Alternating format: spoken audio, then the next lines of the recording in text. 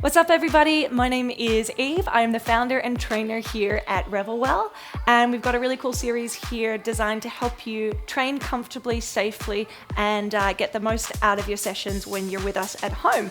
So in our previous video, we covered how you're going to set up your bike safely and correctly so that you get the most out of your training online. And in this particular video, we are going to jump straight into the saddle and get your alignment, your technique, and your form on fleek so that you are spot on and you're going to get heaps more from your sessions.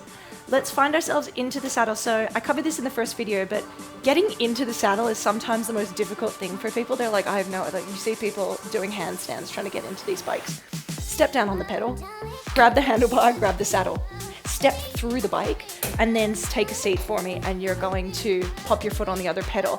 Now this foot's already clipped in, so I'm going to clip myself into my right pedal by pressing down underneath the ball of the foot to catch the cleat, and then snapping down with my heel.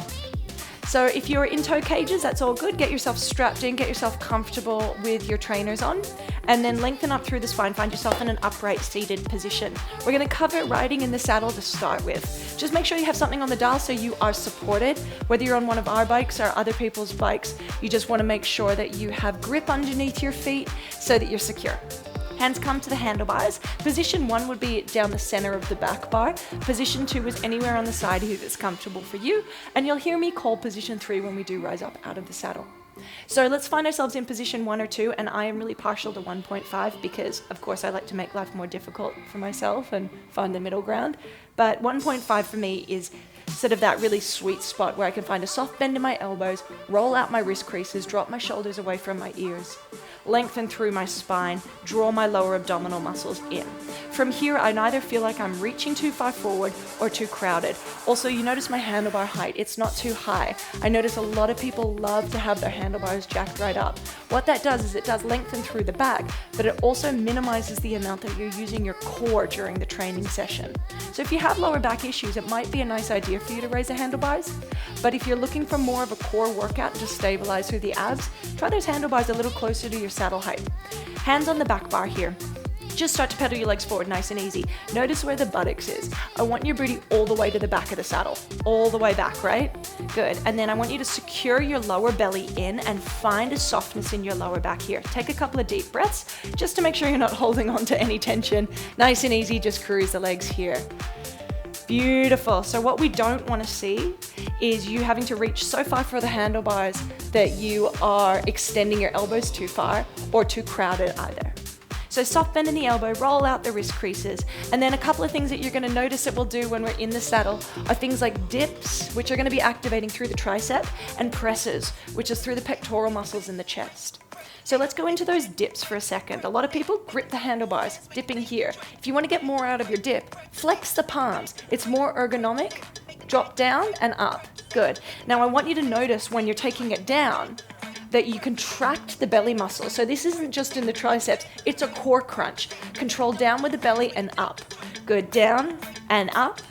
Down and up. Beautiful. For those presses, get that chest nice and close to the handlebars. For this one, the fingertips are going to start to point towards each other, and you can grip the handlebars if it's comfortable. We lower the chest towards the handlebars and lift back up. Good. Lower and lift. Lower and lift. Beautiful. So we've taken us through our dips, our presses. Final little piece of the puzzle that we'd love to throw at you is a crunch or a quick fire. Crunch is going to be dipping the right elbow down, lifting it up. Left elbow dips down, lift up. Most important thing here is not the elbow dip, it's the contraction through the obliques on each side of your waistline. Good. Take it right, lift it up. Take it left, lift it up. Beautiful.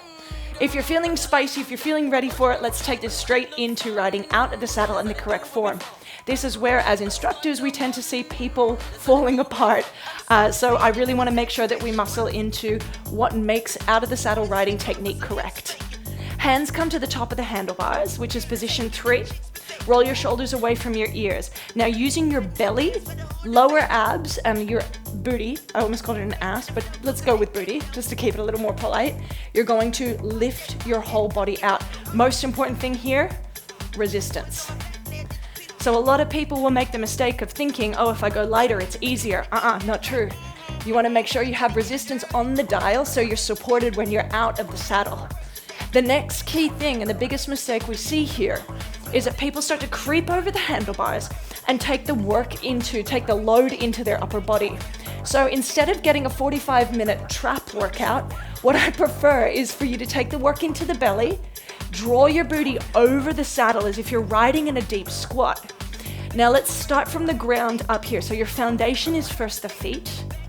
And what you're gonna notice here is that my feet are staying flat, right? Press down through the ball of the foot, heel stays down. Good, what that's doing is activating through the posterior chain of muscles, your hamstrings, and those juicy glutes, which are incredible for keeping you up and out of the saddle. Once we get out of the saddle, we are taking this out of muscle loading and putting it into a cardio zone. So it does become a heart rate thing. If you're comfortable staying in the saddle, you prefer to stay there, by all means do so. This training is about what is suitable for you, what is comfortable for you. But if you're ready, hands are at the position 3, you're out of the saddle. And as we work our way up the body, those hips are dancing over the horn of the seat. So you're gonna feel the saddle just underneath the thighs, just underneath the glutes. Draw the lower belly in. Keep it supported. Now tuck your tailbone forward. And imagine this is the best one that I've heard so far. Imagine you're tucking your tail between your thighs. Yeah, beautiful. What that's gonna do is eliminate any of this, dumping into the lower back. We don't want that. That's not building your booty by sticking it out further. All it's doing is straining the lower back. Tuck the tailbone, drive down through the heels. Then you're gonna really be working that posterior chain and protecting the back in the process. Upper mid back is nice and soft. Chest is open, chin is lifted. So you're looking where you're going here. Shoulders relax back and down. Elbows wrapped in the tiniest bit. You notice what happens when you do that? Abs get tighter, right? It engages your core. Final little piece of the puzzles we've got here is your neck muscles. Make sure your neck is neutral so you're not straining up and you're not dragging down. This is really important for your training at home. Make sure you have a screen position, your tablet, your iPhone, whatever you're streaming on, that's not going to create a strain on your neck. So you're not looking too high and you're also not looking down at the ground the whole ride. We want a neutral neck position. And then lastly, give your fingertips a little wiggle here. Again, because what's gonna happen as we start to get tired, as we start to get fatigued, as you creep forward, check in with your knees. Are your knees coming in front of your resistance dial? Yeah, then back it up, back it up, back it up. Draw it back over the saddle as if you're riding in a squat. Soft fingertips, so really, your hands are just there for balance, right? They're not doing the work, they're not holding your whole body weight up. What is holding the body weight up is the core and the glutes and these large muscle groups through the legs, the quads, the hamstrings. So just make sure your knees are tracking straight forward, not bowing in and not bandying out either. Good.